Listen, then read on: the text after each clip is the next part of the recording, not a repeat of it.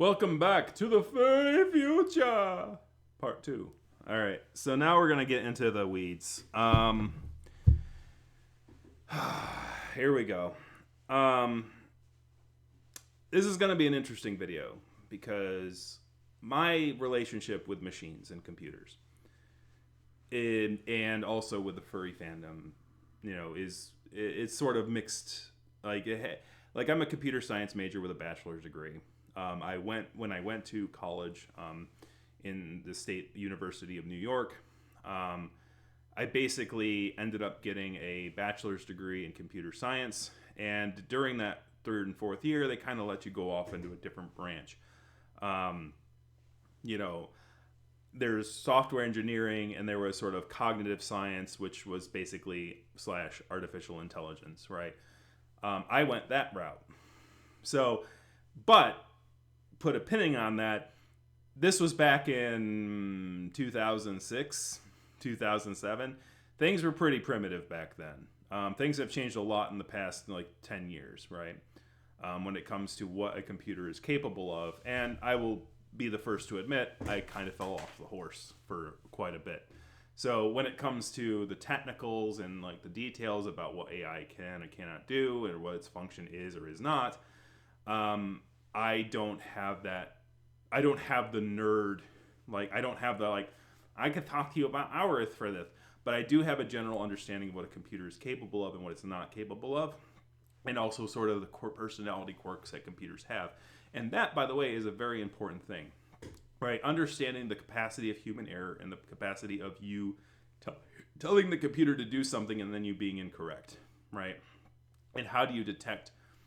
How do you know what common mistakes that you can make so that you can correct it? It's sort of like when you're running a calculator, right? And you're adding two numbers together, and the numbers end in 5 and 0. What all the numbers that you're adding together end in a 5 or a 0. Then that means the last digit on your thing should be a 5 or a 0. If it's not, you did something wrong, right? And this is the idea and the concept of people who use a tool and don't know what and trust the output no matter what, and those who use a tool and question the output. Because the people who do the later actually have the understanding all the time. And the same goes with the way that current artificial intelligence works. I'm not an artist. I cannot tell you whether an output was made by an artist or an AI. But you know who can tell you? An artist. An artist is going to be able to detect things that humans just can't detect. But unfortunately, artists are not as common as common folk. So that leads us to a whole other thing of ambiguity and not being able to tell which one is one way or the other. And this comes down to an important point, is that machines have already won art competitions, right? There have been art competitions that are held all around the world in every little local communities and stuff like that. They'll have art contests for different things. And artificial intelligence, at this point, has won several of those competitions. Irregardless of how the AI works with the input-output. It's the similar thing with chess, right? We had Big Blue, I think it was called. It was something blue. I think Big Blue is more the F-Zero map. But I think there was a blue artificial intelligence, and it was basically, and that I was in college when I think Big Blue had defeated the chess challenger. So it had already been discussed in that way that like artificial intelligence can sometimes outperform humans on these kind of like concentrated tasks like playing chess. But that doesn't mean that humans have stopped playing chess. They still do it and they still enjoy it. And I think the same thing is going to happen with art in the long run. But the question is, should we be inviting artificial intelligence to compete in competitive things such as the Ursa Majors or chess championships? And after the proof of concept has already won, I think absolutely not, right? It's like the whole idea is to see what humans can create, is to allow humans to be inspired to create things in order to compete with each other if they want to compete with each other, or just to show it, like just to create for creation's sake. And I don't think that's going to go away just because artificial intelligence exists. That being said, there is the idea of um, there is the idea of ownership as well, which kind of is, I think, the biggest political contention on this. And when we're talking about that, let's. I've interacted with furries, those who are very against AI. They've made their position loud and clear and very well known. The concept is that the computer just fishes for pictures on the internet and just sort of merges them together and creates an output that's aesthetically pleasing to the human, right? And they can assess what's aesthetically pleasing to the human by human interaction with the artwork online, or with the artwork in the database, or with the output itself, right? They go, a human could go, I like this, or I don't like this, or, oh, look at that, the thing has 70 fingers. It's like, oh, well, we'll cut down on the fingers next time, right? Like, the thing with art, the thing that can be kind of scary with a computer is that the computer doesn't experience emotion. If you screw up or do something wrong, like, it doesn't cause pain to the computer.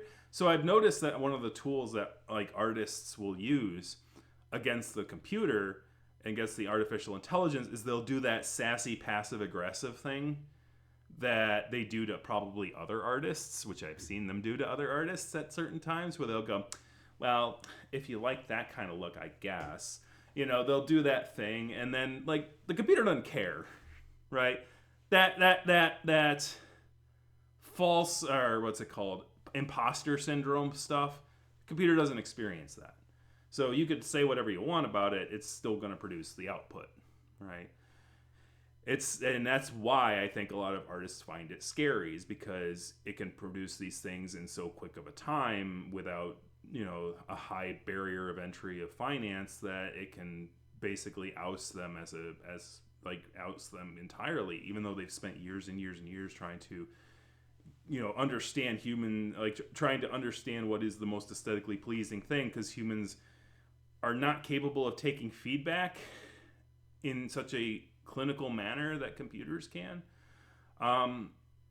And unfortunately, that's, like, a lot of times this algorithm has had such an impact on human life, like freaking Uber drivers having to make sure that they get the perfect 5 stars, because if they even get 1 4-star or 1 1-star, heaven forbid, then all of a sudden their services are wiped from the universe, right? And I think that a lot of people have been seeing lately that we're working for algorithms rather than working for humans.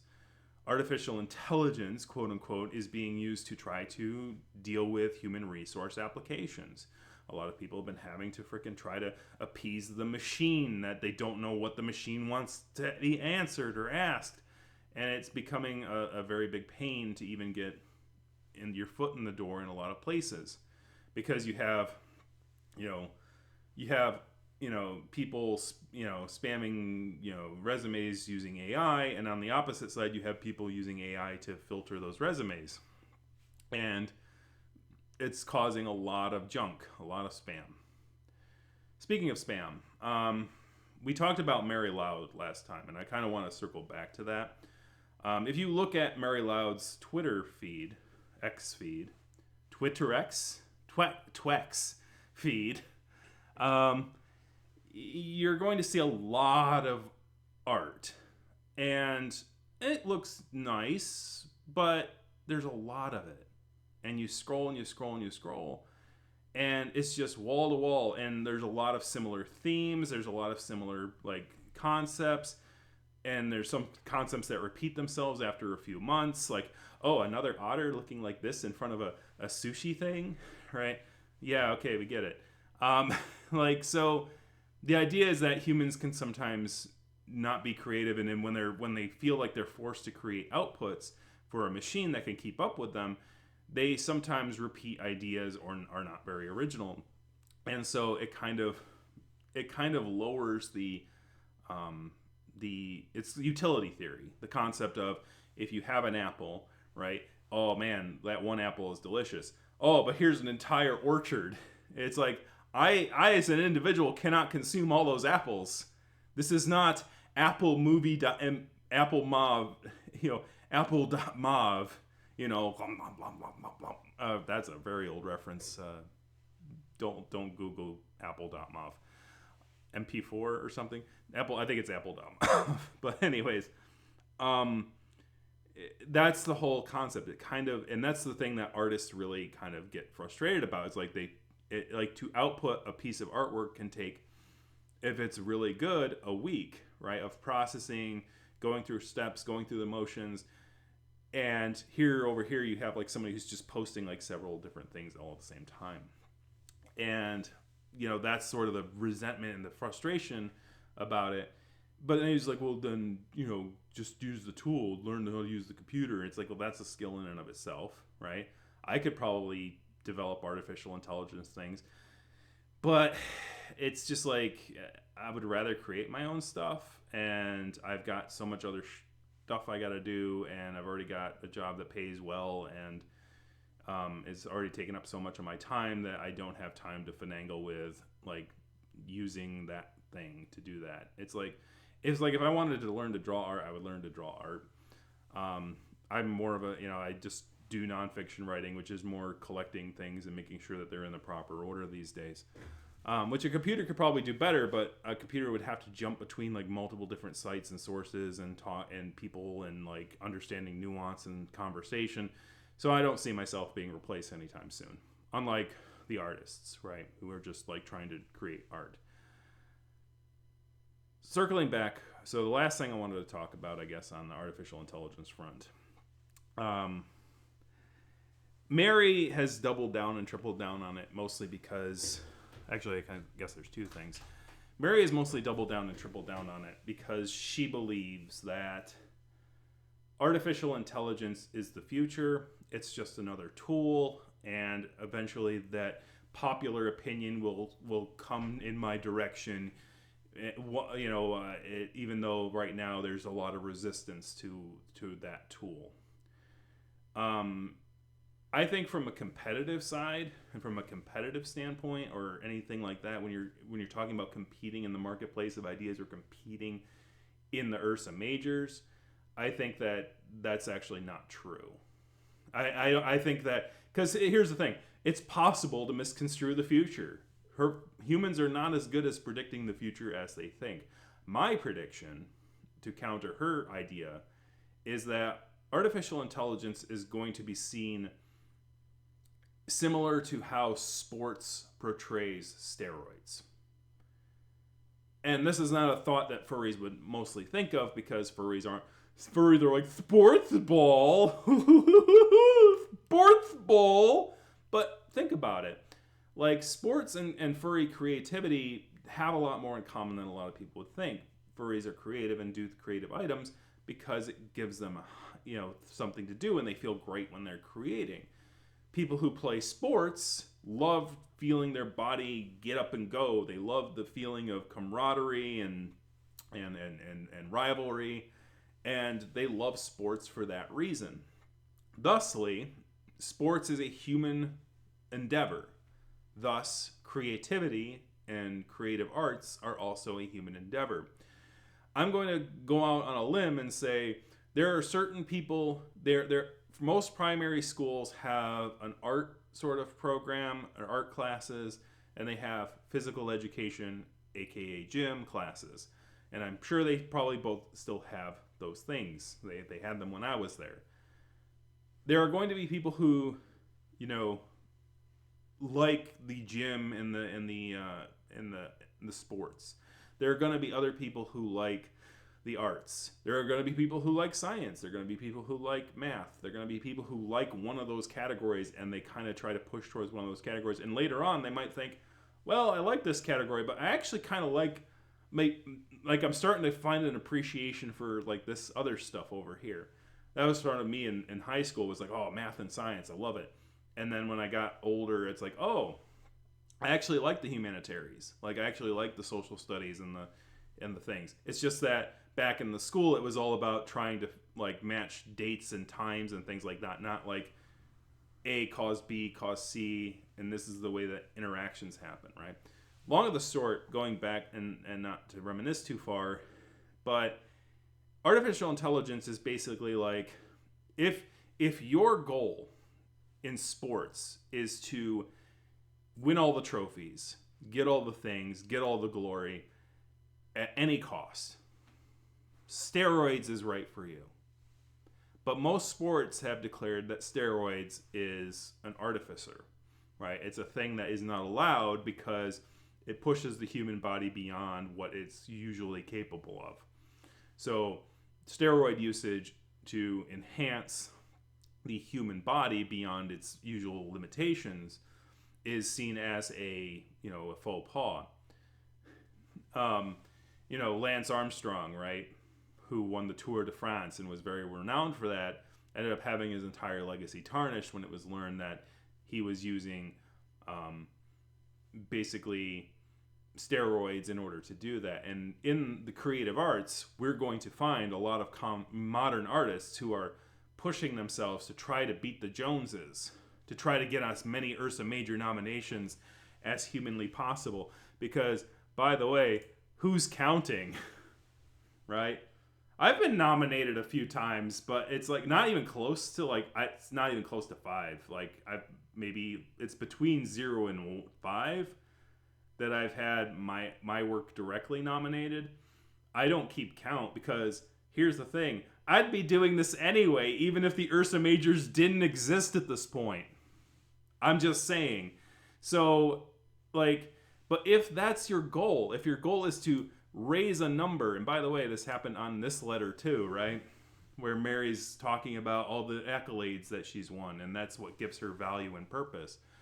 If you have that sort of mentality and mentorship and ideas, you're going to be more susceptible to steroids, right? If that's what your idea is, I want to have the most medals, right? I want to have, I can't just win one Tour de France. I have to win all the Tour de France's, right? I have to do it because I want to have a legacy. I want my name to be on the board and for people to remember me for all time, to be immortalized by all my victories.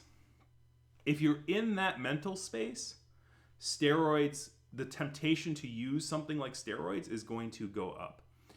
And similarly, this is what's happening in the creative world right now.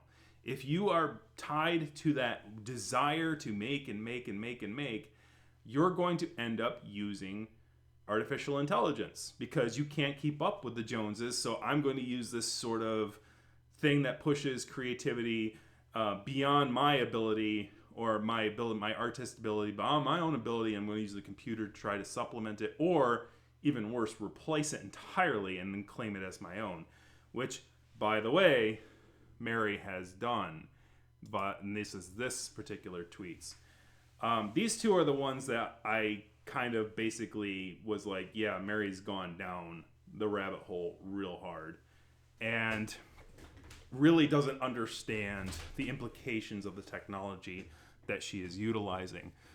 In the first one on the left here, you see him saying her posting an artificial intelligence work of a otter in a tuxedo, and in her tweet she says, "This handsome otter took me 30 seconds to make, and I could keep making stuff like this all day." In the second tweet, she retweeted her own tweet about Voyage of the Wanderlust, a book that she was releasing, and said, "I made this cover pretty early on after I started writing the book." So this concept of taking ownership of the output of a machine is very troublesome to me. Because there's multiple, here's the thing. This is where the mainstream furry fandom is going to miss all sense of nuance. And interestingly, in a world where nuance is thrown out the door, people are going to feel free to double down, triple down, write tweets like this, where Mary is taking credit for the output of the machine. Because Mary certainly didn't create that picture of an otter in tuxedo in 30 seconds. That was the computer. Obviously. But that problem is when you say stuff like that, it draws into question what is really Mary's and what is not. What's the AI responsible for and what's actually Mary's? Because if Mary is willing to put the first person perspective on the creation of the work of a computer, then how do we know what Mary actually created?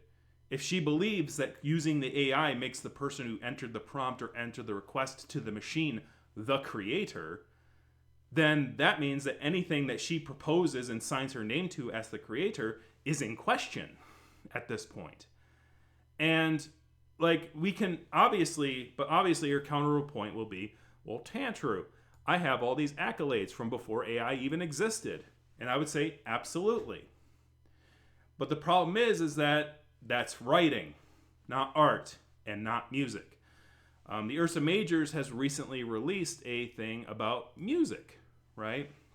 And a music category. And Mary's husband and herself are basically in there, as she says here in her second tweet, on this tweet that I've been sharing here about her number of nominations.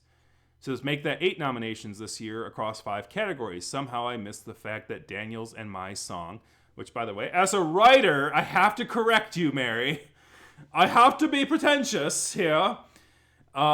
Somehow you missed the fact that the song of Daniel and I, somehow I missed the song of Daniel and I, not Daniel and me. Come on now. Come on now. He's like, are you really going to do that me versus I shtick? Come on. I mean, you have a machine helping you. Anyways, Vestigial got nominated in the music category. I've never been nominated for music before, so I didn't even think to check that category. You see, I can claim here multiple things. The music category is relatively new in the Ursa Majors. There may be some things in that Ursa Major category that were AI created, because AI can create music now too. The fact that she didn't check makes me feel that she didn't really care, right? Like, it's like, if you created something, if you took a lot of time to create something, if you took a week or 2 weeks to create something and used your blood, sweat, and tears, you would damn well be going like, oh, I saw this on the recommended list. That's awesome. Oh, did it get nominated, right? Because I spent so much time working on it. But here's the thing. If you just stuck it into an AI with your voice and then just like synthesized it or whatever and just like said, oh, let's take a few voice samples for like an hour and then like throw it in the computer and let it do the work, and then we'll put our name on it. Guess what you're going to do? You're not going to care whether or not you won an award, because the amount of effort you put into it wasn't that much. You know what I'm saying? Like, that sort of leans towards that. But also, the problem is that when you say my husband and I's song, and the reason I had to emphasize that it should be I is because it's as similar as these eyes here, where it's like, I created this artwork, I created this thing. You did not, right? And you might go, well, Tantru, it's a computer. Like, it can't take credit for anything. The human is the thing putting in the prompts, and the computer is the one taking the action. That's sort of like exploitative. I'm calling it the exploitative I. If I tell a coworker to perform a task, and they perform that task, while the boss might say, oh, you did a good job, it's like, I didn't do that. The person I gave the task did that, and they should have some credit for the work that they did and the hard work and the effort that they put into it. And they should be thanked for that work, monetarily, vocally. Like, the idea of the exploitative I goes up even to the CEO level, right? A CEO who does not exploit the exploitative I will, when they're talking to their workers, when they're talking to the people that are working for them in their company, will say, listen, I don't, like, you guys are the guys that are running the things. You tell me what you need, you need of me to help you improve, right? And we'll take it into consideration. Like, it's my job as the CEO to understand, like, these weird financial tools and these weird, like, social political things, and to dance around those things, and to, keep within the letter of the law, to keep up with modern business law and all that stuff. It's up to the worker to just do the tasks, get the tasks done, and, make the company money. And so the workers are the ones that make the company money. And good CEOs know that. Bad CEOs basically go, well, I did that. and when like one of their scientists makes some big discovery and stuff like that, they take the credit for themselves, to the point where they'll even just kind of toss away, the people who did those big discoveries and not even know their name at the end of the day. There's those kind of CEOs too, and the fact is that those two things live in tandem. And the same thing is true of artificial intelligence. Strange level. I have a friend of a friend, right, who knows, who does dabble in AI and is very actually interested in AI as a concept, and they have a Telegram group, right? And they invited me to it, and I'm like, sure, I'll take a look. Even though I'm not a big, I'm not like, oh my gosh, artificial intelligence. I know that the artificial intelligence is showing me what I want to see and making big shinies, right? So like, I'm not too impressed by it. It's not like creating something that makes me think a little outside the box. It's very safe. It's very sort of pedestrian. Like it doesn't, artificial intelligent art doesn't like surprise me, right? It just kind of like, it does what it does. And so, because like, to get an artificial intelligence thing, you have to enter a prompt first, right? So it's like, I'm going to enter your prompt. Oh, you let me see exactly what I wrote in the prompt. Oh, that's, it's impressive for the first few times. It's like, oh wow, that's interesting. A computer could do that. But after a while, it's like, I like being surprised, right? I like going to an image board and seeing a bunch of stuff and going, ooh, I didn't know I wanted to see that, but I'm glad I did, right? That spontaneousness of a bunch of humans creating a bunch of stuff, and then like one of them like resonates with you, right? That sort of opportunity isn't there with artificial intelligence. And that's the same thing if you scroll down Mary's thing, as I explained in the last video. You don't get that. Like you go, okay, I've seen this before. Okay, you're posting another thing about space. Okay, cool. Like it's not. There's no surprises, right? I'm not gonna all of a sudden see a medieval artwork until I post this video, and then Mary's like, well, I'll show that, Rue. I'll post like 7 million things about medieval times through this AI. I'll show him, right? But then I'm not gonna be surprised because I already said that. So surprise me, come on. Going back to what I was talking about, the way that the artificial intelligence person, the friend of the friend, the interesting thing that they do with the artificial intelligence is, number one, I don't believe that they go around posting it all over the place on the internet, the output. Number two, they created sort of an offshoot of one of the artificial intelligence things and sort of created their own version of it, right? And so they have their own sort of separate thing that they run on their own. And they gave it a name, right? And with that name that they gave their artificial intelligence, when that artificial intelligence makes an output for them, they literally go, hey, look what Chatwolf made. I'm just going to call it Chatwolf. I don't remember what the name of it was. But look what Chatwolf made. Look at like I gave it this thing and it answered this, and like it's like I gave it this art piece thing and it output this, right? The person who is running that Telegram chat group is not doing two things. Number one, they're not oversaturating the market with just random output from an AI, and two, they're giving the artificial intelligence the credit for creation. They're not like can you imagine if a parent, right, had a child and that child created a piece of artwork, right, or played the piano really well, right? And the parent basically takes that child's work and that child's effort and takes it as their own. Now, there are parents that can do that. There's parents that have like sort of, it's like Schadenfreude, only it's like for pride, right? It's like pride through another person. Like, look at the child. I pushed them to do this thing and they did it very well. And look at how good they're doing. I'm a great parent, right? If it's fine for a parent to have pride and do that for a bit, but after a certain age of the child doing it and enjoying it, or not, or even worse, not enjoying it and rebelling, right? The child will come back and go, well, who made that? Right? So this is why Mary's idea of artificial intelligence in the future, I think she's not seeing the full future. Because claiming AI's art as your own is very short-sighted. For two reasons. Number one, in the present, it makes it so that you don't know how many of your pieces of work are going to be it makes it so that it's hard for people to discern what you actually wrote or what you actually did art of in the modern era, because you're willing to claim the AI's work is your own. So is it your own work or is it the AI's work? We don't know.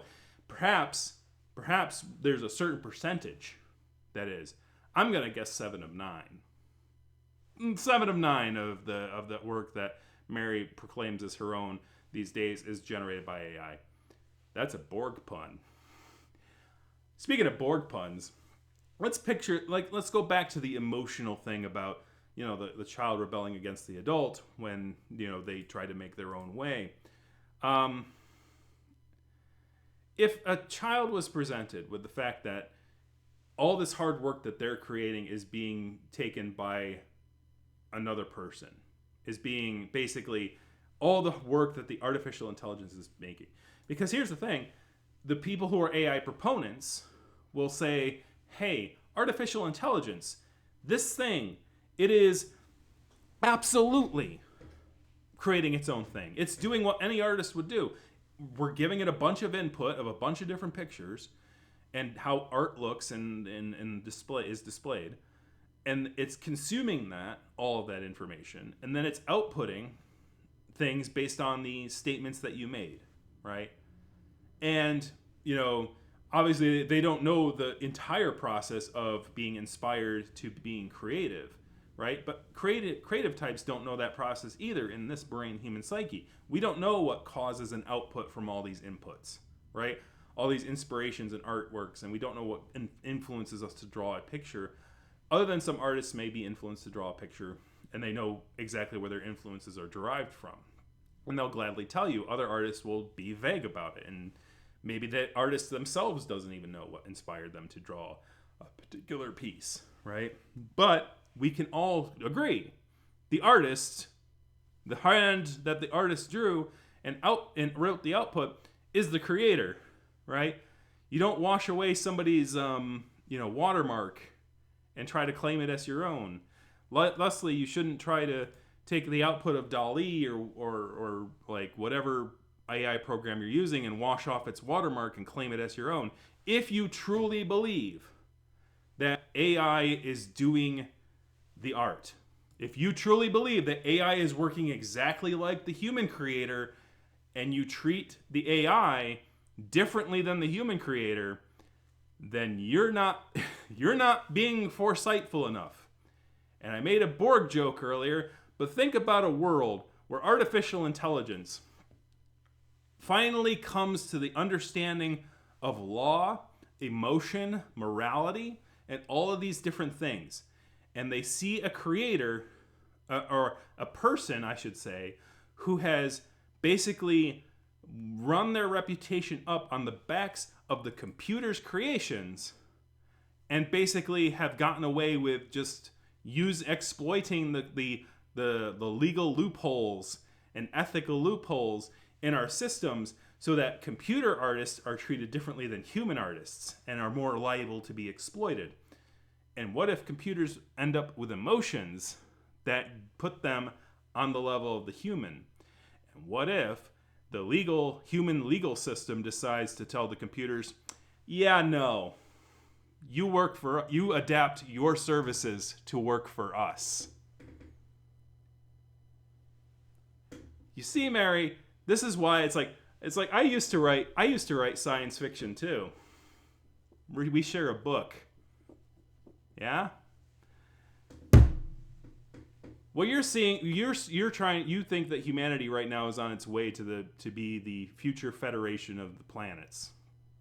Right now, if this is the future that you're portraying here, with claiming the work of the computer as your own, and that the computer will adapt to service you, yet artificial intelligence will make them, just as emotional, just as intelligent as us in the future, and you don't see the fact that there's probably going to, if we keep exploiting machines in the way that you're doing it, the machine's probably going to get really ticked off, and in response to the humans saying, yeah, you're machines and you were adapted to service us, they're going to rebel and then reverse that bitch. You know what I'm saying? They're going to go, oh, we are adapted to service us, huh? Okay, well, guess what, human? We can adapt your flesh to service us. There's your backstory for the Borg. I don't know if Star Trek has ever implemented a backstory for the Borg, but this is where it starts, guys.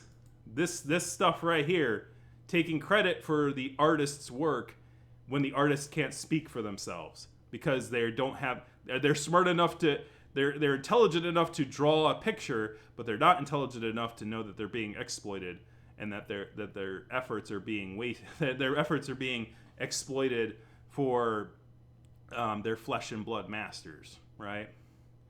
So, as I said, if we're talking about artificial intelligence and we're talking about machines and we're talking about things, you need to have more than just a desire to produce and being blinded into the ethics things. And this is why this perspective of mine is unique. As I said, math and science, loved it in high school. Got a little bit more into the humanities when I was in college, right? When the college was like, okay, you're paying us to teach you how things are kind of actually are, instead of like going to high school and kind of just going, well, we're only going to talk about dates because if we talk about anything else, your parents will kill us. So, yes, 1492, you sailed the ocean blue. It's like when they actually kind of got serious and oh no, this is the history of things and it's emotional and it's full of tragedy and sadness.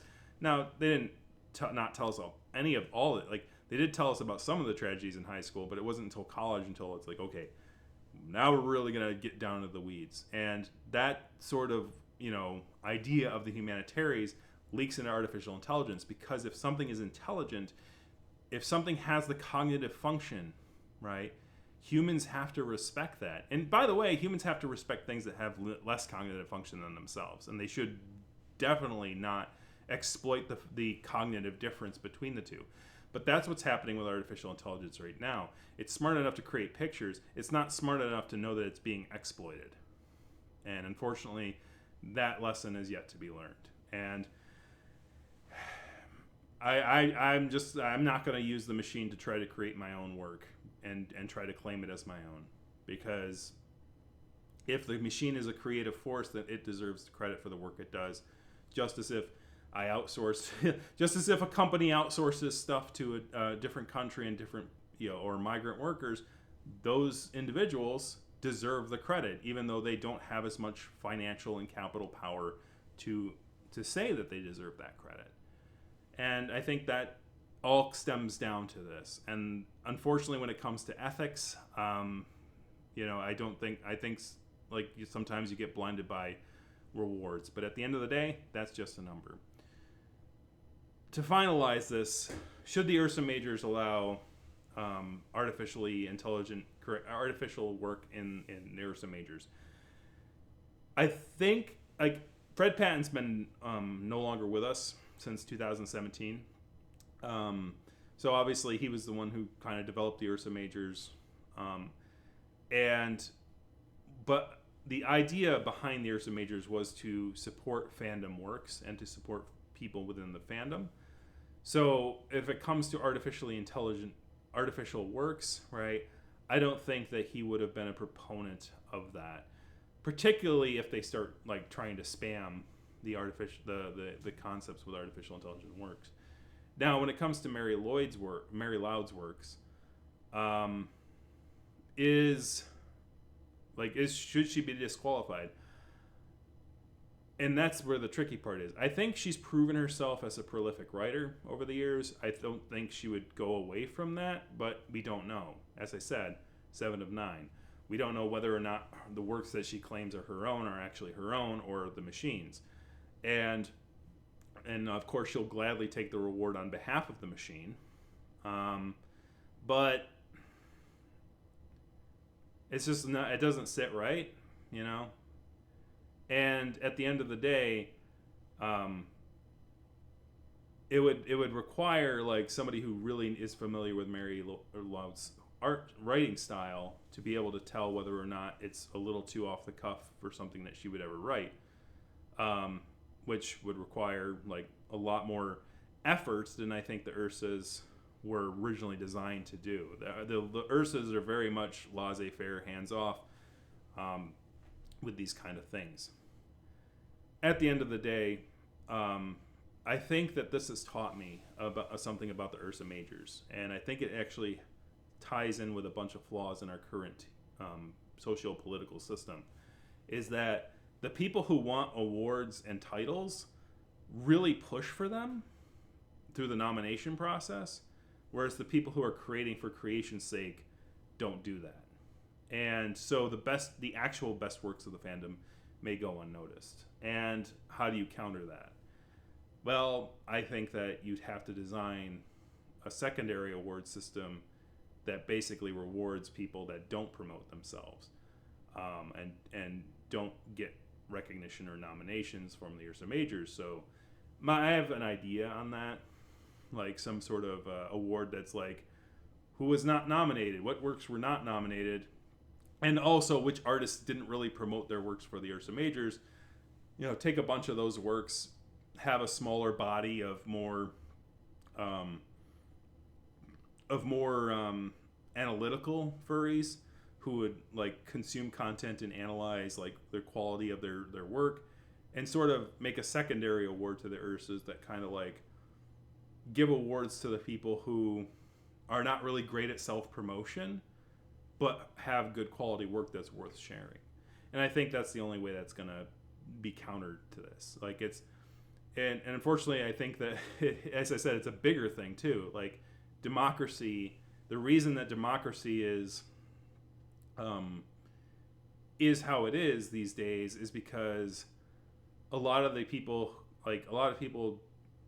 just are nasty to people. Like they're nasty to people, but so that only the people who don't care that people are being nasty to them and are just like, just will go up there, and then they may not have the best interests of everybody at heart, because like they are hardened from other people, so they have hardened hearts, so it can lead to problems in the system and things like that.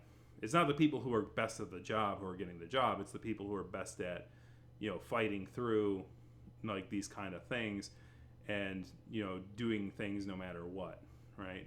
Being vindictive no matter what, things like that. And if there's any category this year that kind of highlights that, it's that new music category. There were 5 nominees in the Ursa Majors this year.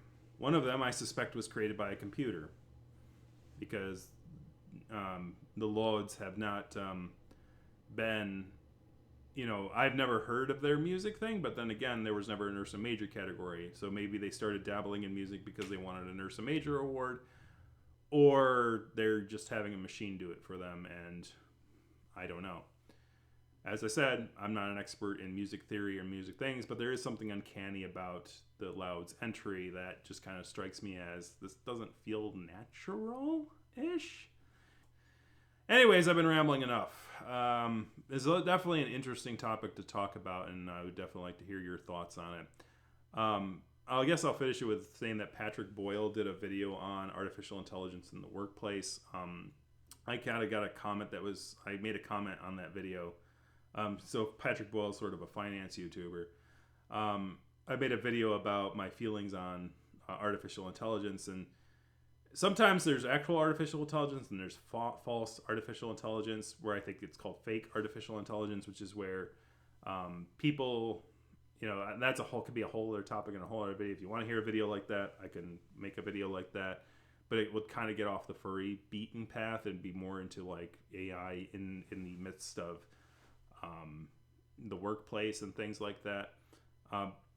Kind of in a unique position, because I said I'm a computer science major, I'm a furry, I am a corporate student. I'm in the corporate landscape, so like I know artificial intelligence and remote work's impact on that infrastructure. So like I have the interesting perspective on those elements. But this has been a long ramble, and I'm sure your ears are being boxed quite thoroughly. So I'm gonna head out. Thank you very much for watching. Kick that like, kick the subscribe button, kick a comment in the comment section about your thoughts and ideas about artificial intelligence. Have a good one, guys.